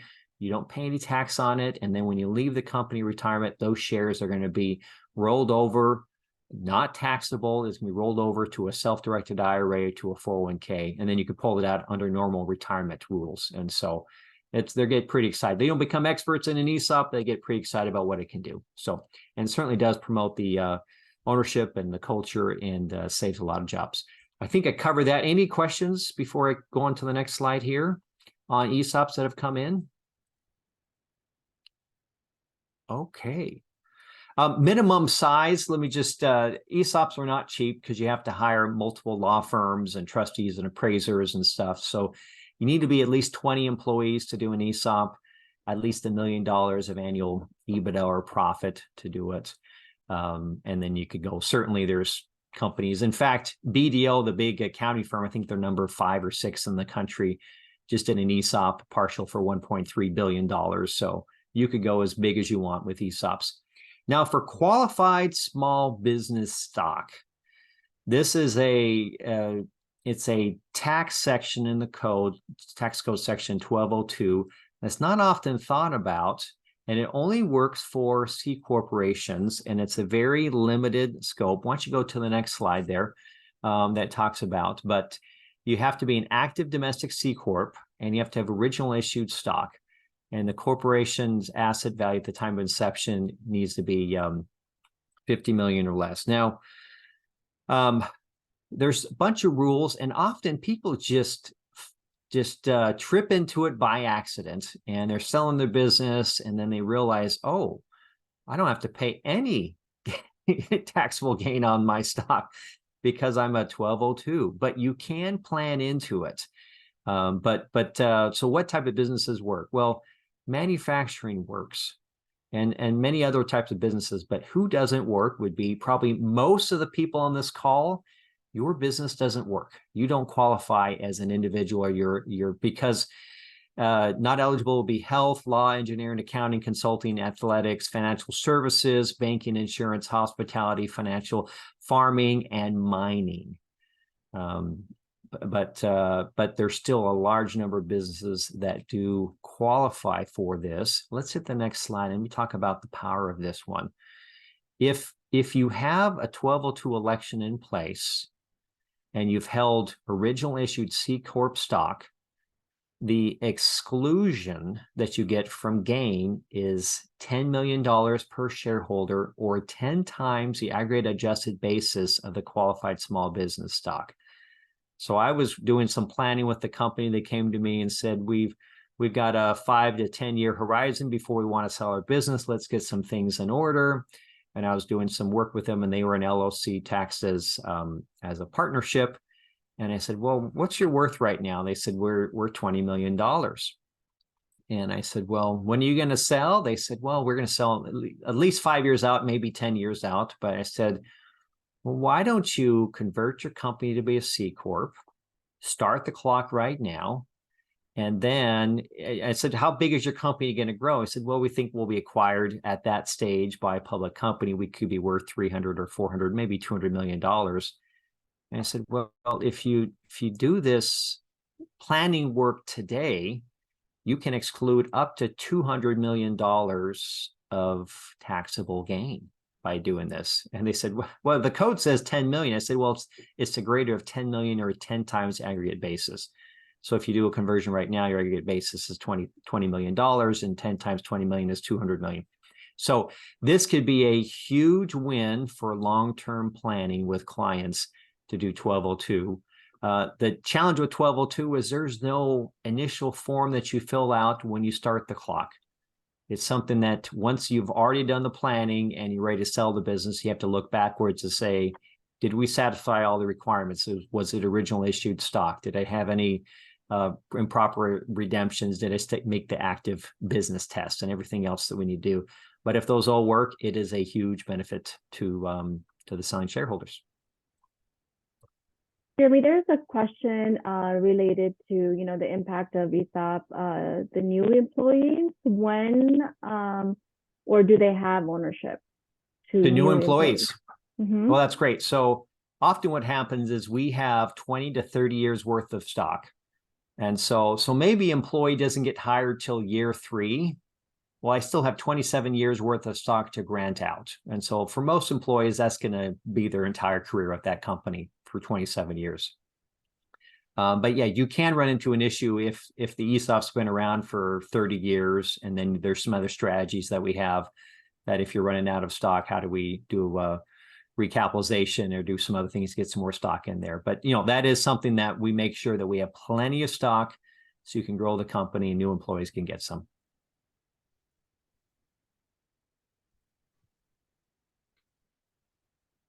I think that any other questions, or we can move to the next slide.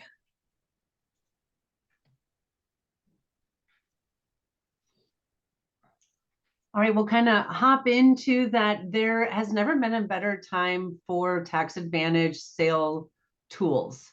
So COVID-19 came about. A lot of people are tired of running their businesses. I get interest rates are high right now, making money expensive to borrow. But private equity companies have a lot sitting on the sidelines, ready to invest. People and donors are starting to consider their legacy and what's really important to them. And whether it's a charitable planning tool or looking at an ESOP, that's creating a legacy. And so it's a great opportunity to have that conversation. And as we talked about in the beginning, baby boomers are getting ready to retire and they want out. So again, start planning yesterday, because like Jeremy mentioned, there with the 1202, if you plan that 5 years out, you can get them $10 million exclusion plus, as he mentioned, 10 times basis. So there can be awesome planning tools. Also, there's gifting that can happen, and grantor trusts and all of those types of things that can really help somebody plan for their business sale and their estate planning. So I always make sure to have those conversations. So when do you have to start planning on business sales? Guess what? It's always good to do as soon as possible. However, if it's even last minute, we can do some things. So it's best to have 3 to 5 years. There are more strategies that can be done if we're looking even further out. So it's never too soon to start the thought process on these planning strategies. Let me just add on that, Tiffany. If you are not talking about exit planning with your clients, somebody else is. And so if you're their professional advisor, it's incumbent upon you to at least broach the subject and to say, hey, let's and whatever discipline you are, certainly there's part of exit planning that covers your discipline. Broach the subject with them, because if you don't, I work with plenty of financial advisors and CPAs and attorneys, and they're going to reach your client at some point. So probably better you plant the seed than someone else. May I interrupt with a question in the chat here from Vicky?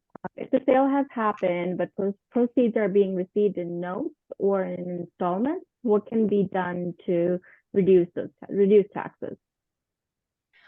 Perfect question for the slide. So when you're looking at this on the right-hand side, we say after sale strategies. So when we're looking at, oh, the sale's been done, what can we do? How can we save taxes? We can look at charitable lead trust and grantor charitable lead trust. So the charitable lead trust is going to help you with estate taxes, but more importantly, the grantor style charitable lead trust is what we're going to look at when there's taxes already due coming in. So that'll help you with your income tax issues.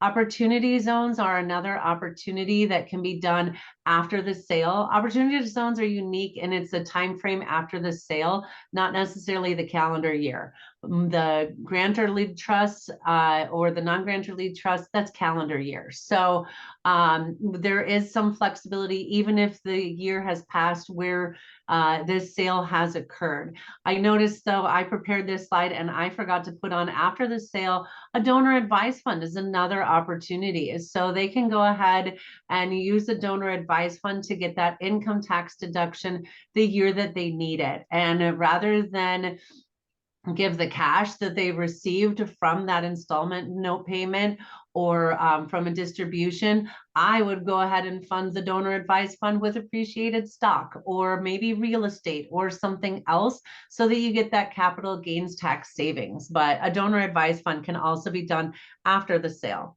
All of your other strategies, think about prior to the sale, or if you want to sell the company inside a donor advised fund, that has to be done prior to the sale. So it's best to really start thinking ahead of time. And, don't forget, there's other things that we didn't discuss about.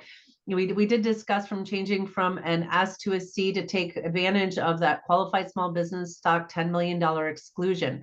However, there's more entity planning, there's stock options, family gifting, and other types of trust that you can do to help if you start planning early enough.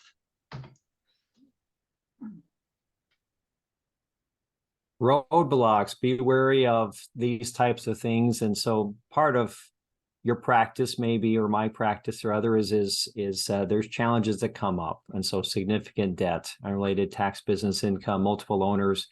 These are all things that the fun things that you get to deal with if you're in the business of exit planning is, and I've seen, for example, you have different partners and they want to sue each other, or you have family members with parents and children, and there's tears shed because the children want to take over the business and the parent doesn't think that they can, or there's things. And then the reps and warranties is that I have a discussion with all my clients as I say, when you sell your business, whether you sell to an ESOP or to private equity, there's going to be a very thick, several pages of reps and warranties where the lawyers are going to make you sign off that says that you were honest in your financials and that you won't go and form a competing company within the next few years, and you warrant certain things are truthful, and they have to take a hard look at that. And unfortunately, I've never had problems with my clients on that, but you may have clients that, anyways, it's just something you have to be aware of because things do happen. And then you have to make promises and commitments with the reps and warranties. And then the financial holdbacks, whether it's an ESOP sale or private equity, most private equity deals have some sort of a clawback. Most private equity deals have some sort of a reps and warranties, an escrow account or something, so that if things pop up, to no one's fault, but things do pop up post-sale, that they're going to claw back some of that purchase price. And so it's just setting that expectation with them. Now, what Tiffany talked about is usually you don't commit 100% to charitable planning. So in her example, half went to charity and half went to just normal, but usually the financial holdbacks aren't going to be more than half. Usually they're about a third or a quarter of it, but it's going to be some meaningful amount that's there that's contingent upon whatever it is. But and I'll just touch on this last is significant debt. Debt is a challenge when you're trying to sell your business. And so if you have enough time and years ahead of time, try to pay down some of that debt. It gives you a lot more options when you're going to look to do things. So anything else on this you want to cover, Tiffany? Just that there are clever solutions, and that's why we use a team of advisors to accomplish some of these planning strategies, because there are workarounds that you can do to help accomplish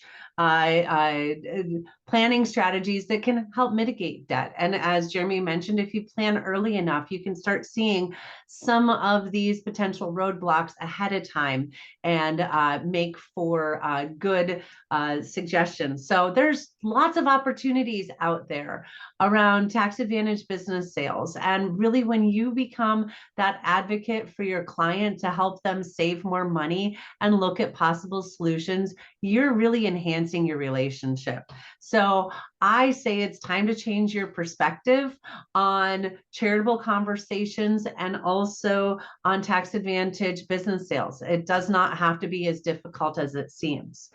And I really want to shout out to the advisors out there, all of you, that when you have these types of conversations, you're able to connect more deeply with your clients, which allows for retention. When there's difficult times, if you're a financial advisor and the markets are down, or if you're an estate planning attorney and you only review trusts every 5 years, these conversations make you much more important to your clientele, and they're going to stay with you and stay committed to you. Also, having these conversations provides for referrals. People don't go to cocktail parties and say, hey, you know what? My portfolio is doing so great.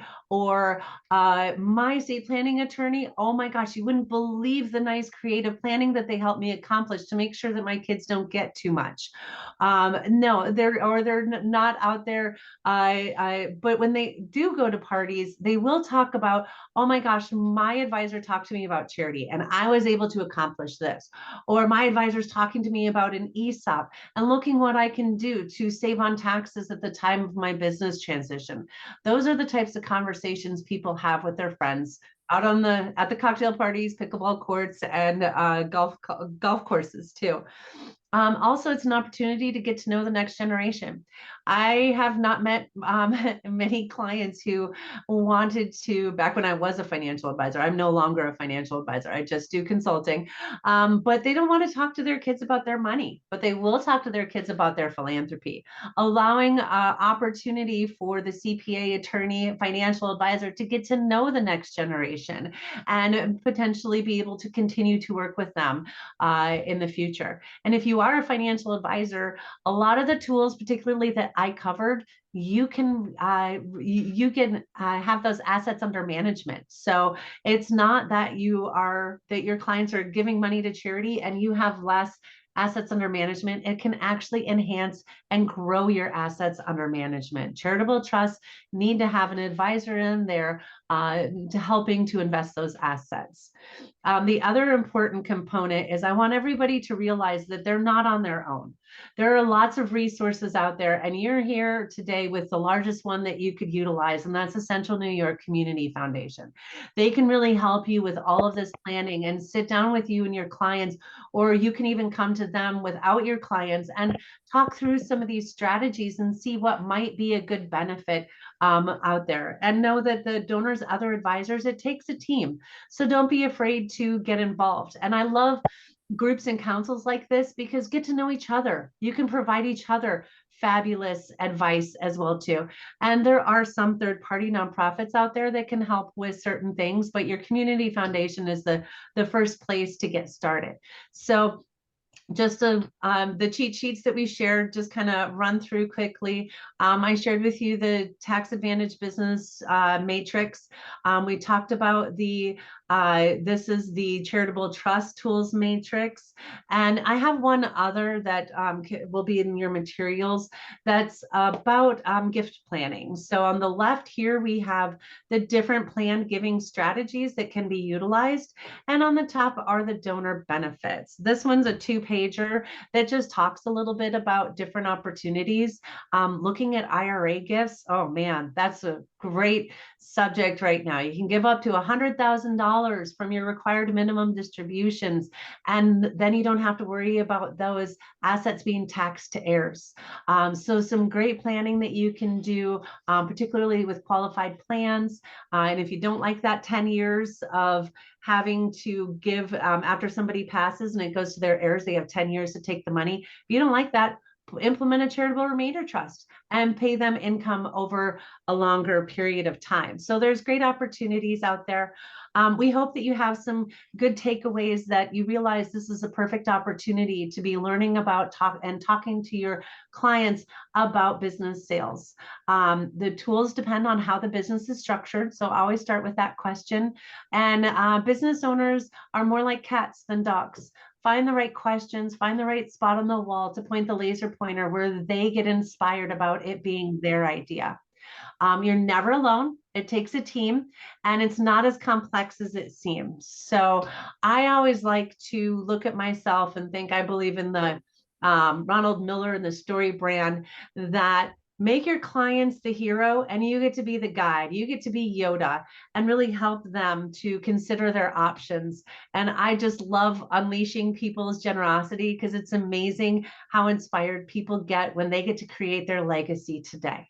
So here's some resources for you with the Community Foundation information down on the bottom left, and Jeremy and my information here as well.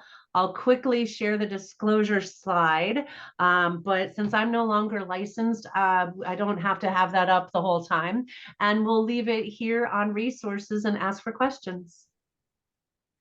Thank you, Tiffany and Jeremy. That was, wow, that was so informational, and all the resources you referenced, you know, and the topic of bringing up the charitable, you know, having those charitable conversations with your clients. So thank you.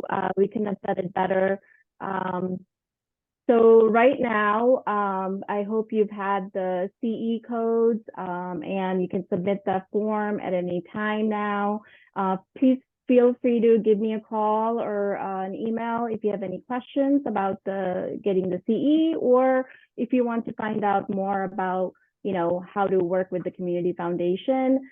We do have a financial advisor program where the advisors can, you know, have their client create a fund at the Community Foundation, but retain, you know, those assets in your portfolio, adhering to our IPS. So, you know, we have that program available too, that a lot of our donor advised funds work through. So thank you. Tom, do you want to make a closing remark before we take it? Sure. Yeah, just absolutely. So thankful for this presentation. You know, the collaboration that's required for this type of work amongst advisors is, you know, critically important, and like all planning, time is in our favor. If we have more of it, it's a good thing.